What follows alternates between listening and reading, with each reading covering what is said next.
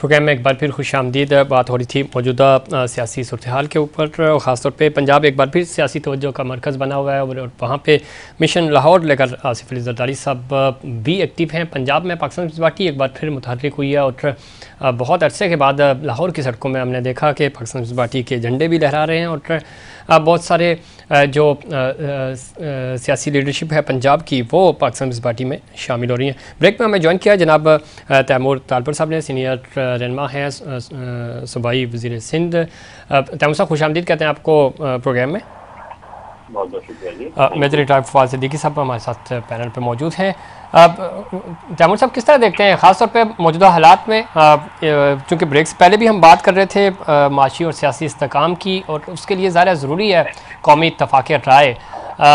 कौमी इत्तफ़ाक़ राय होता हुआ आपको नज़र आ रहा है बैक एंड पे कोई चीज़ें बेहतरी की तरफ जाती हुई नज़र आ रही हैं ताकि इलेक्शंस आ रहे हैं और माहौल साजगार हो सके? देखिए कि सारी जो फसाद की जड़ थी, जो फितना था, उससे अल्हम्दुलिल्लाह निजात मिल गई है।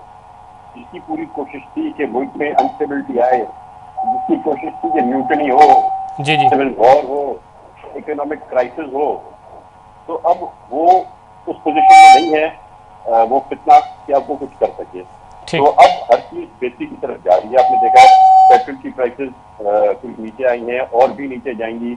डॉलर को हमने स्टेबलाइज किया है, पाउंड को करेंसी को हमने स्टेबलाइज किया है। जो हालात थे वो बेहतर हो रहे हैं।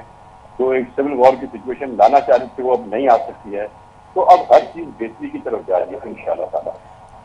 ठीक, बेहतरी की तरफ जा रही है। दूसरा, तैमूर तालपुर साहब, पाकिस्तान पीपल्स पार्टी जिसकी बुनियाद लाहौर से रखी गई और ज़रा पिछले इलेक्शंस में पंजाब में आपके पास बिल्कुल ना होने के बराबर नंबर्स थे। अब हम देख रहे हैं कि ज़रदारी साहब बड़े एक्टिव हैं, पाकिस्तान पीपल्स पार्टी भी मुतहर्रिक है।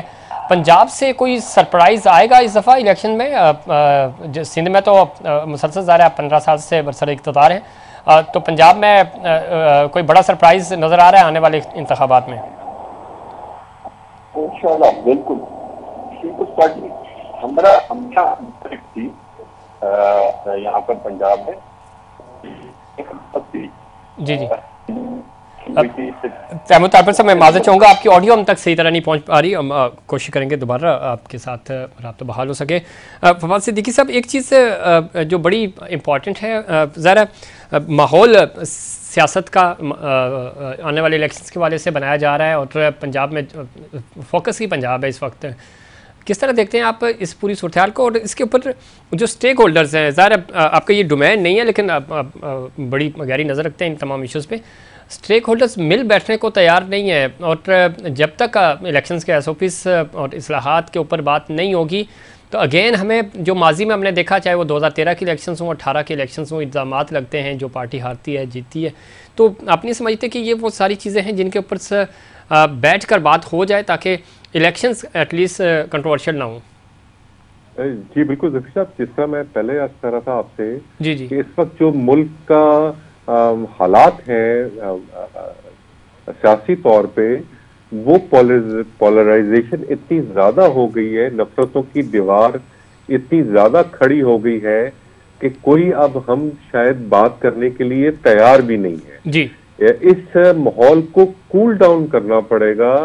और जिस तरह मैं पहले भी अर्ज करता रहा हूँ कि हम किसी भी नजरिए को काउंटर नैरेटिव से तो हम उसको काउंटर कर सकते हैं जी जी, लेकिन उसको जोर जबरदस्ती से नहीं कर सकते। कहीं ना कहीं हमें PTI को जो है वो मेन स्ट्रीम में टेबल टॉक के लिए दावत देनी पड़ेगी। ठीक, ये जो प्रेशराइज होकर इलेक्टेबल्स तो जा सकते हैं लेकिन जिस तरह उनके जो नजरिए के कारकुनान हैं उनको आप प्रेशर करके PTI से जुदा नहीं कर सकते। तैमूर तालपुर साहब, आप सुन पा रहे हैं मुझे?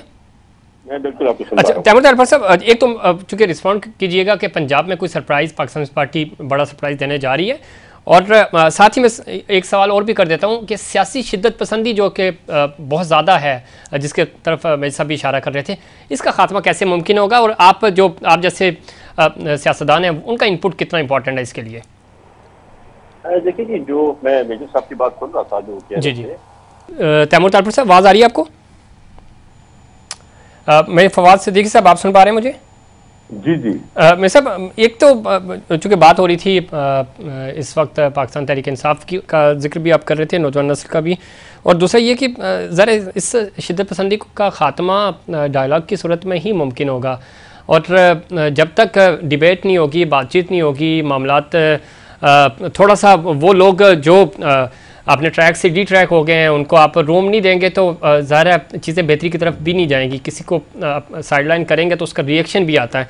तो इसके ऊपर आप समझते हैं कि नज़रसानी होनी चाहिए और मौका मिलना चाहिए उन लोगों को भी जो किसी भी तरह की गलती कर बैठे हैं, और उनको एक चांस मिलना चाहिए ताकि वो वापस कौमी सियासत का या चाहे वो सूबाई लेवल पे हो या किसी भी फोरम पे हों, उनको चांस मिलना चाहिए ताकि वो इनपुट दे सकें पाकिस्तान के लिए। जी रफी साहब, इसमें तो देखें कोई राय नहीं है, दो राय नहीं है कि देखिए अल्टीमेट चाहे वो जंग हो, चाहे वो सियासत हो, चाहे कोई भी कॉन्फ्लिक्ट हो, जो उसका अल्टीमेट हल है वो होता टेबल टॉक पर ही है। लेकिन इससे इस ज़मन में एक बात मैं जरूर करूंगा, जी जी, बातचीत सिर्फ उनसे होती है जो बातचीत करने के रवादार हो। ठीक। बातचीत हम उनसे नहीं कर सकते जो इंटेंशनली तौर पर रियासत को नुकसान पहुंचाने के दर पे है। हमें सबसे पहले तो ये डिमार्केशन करनी पड़ेगी कि जी पाकिस्तान के साथ, पाकिस्तान की रियासत के साथ, पाकिस्तान के इदारों के साथ कौन खड़ा है। और ये जब डिमार्केशन हो जाती है तो उसके बाद फिर हमें जो है वो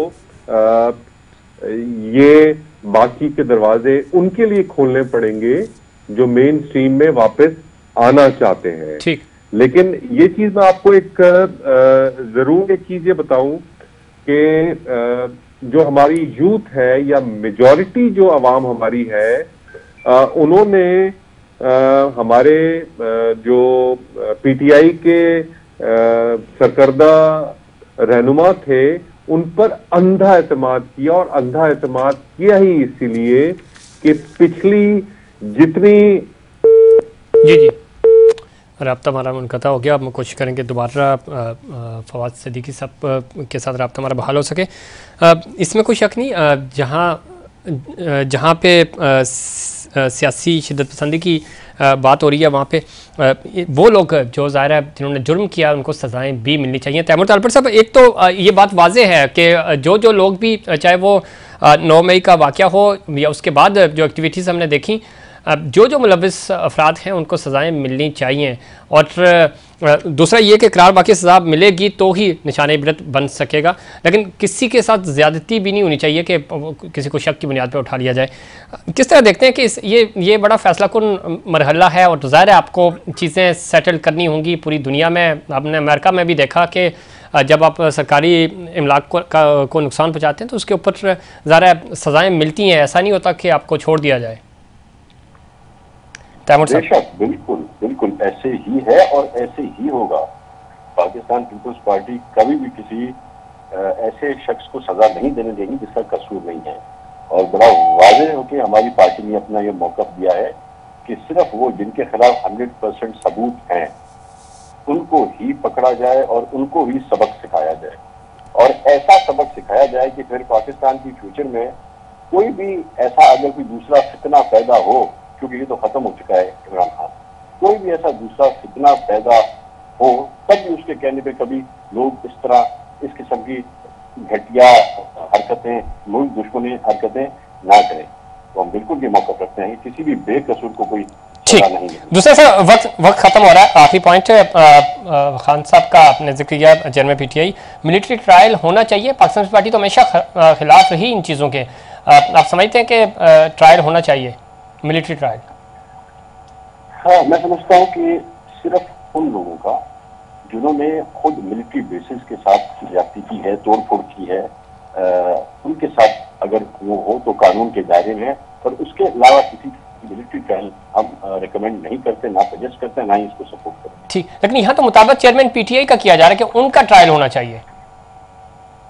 उनका बिल्कुल होना चाहिए। सारी फसाद का जड़ यही फितना है। और अभी से नहीं, जब ये प्राइम मिनिस्टर बना तब भी ये मुल्क की साथ दुश्मनी करा था। उसके बाद तो उसने, जब उसकी सीट गई तो उसने हर चीज दाव पे लगा दी, इस मुल्क को दाव पे लगा दिया, इस मुल्क की इकोनॉमी को दाव पे लगा दिया, इस मुल्क की मईशत के साथ साथ हमारी इंस्टीट्यूशंस को भी दाव पे लगा दिया।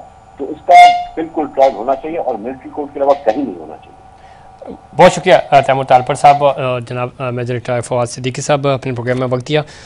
इस वक्त जो पाकिस्तान की सियासत है और पाकिस्तान की सियासत में जिस तरह की चीज़ें हमें देखने को मिल रही हैं, जब तक डायलॉग नहीं होगा और एक दूसरे के नज़रियात का एहतराम नहीं होगा, जहाँ तक सन 9 मई की बात है उस काबिल मज़म्मत है और जो लोग उसमें मुलव्वस हैं कैफ़े किरदार तक उनको बचाना चाहिए, लेकिन वो लोग जो बेगुनाह हैं उनको सज़ाएं नहीं होनी चाहिए। और मिलिट्री ट्रायल, जिस तरह तैमूर तालपर साहब भी बता रहे थे, एक तरफ पाकिस्तान पीपल्स पार्टी मुखालफत करती है और दूसरी तरफ वो ये कहती है कि ट्रायल्स होने भी चाहिए। और इस तरह का जो तज़ाद है वो ख़ुद इन पार्टीज़ के नज़रिए को और उनकी जो कमिटमेंट्स हैं उनको चैलेंज करता है।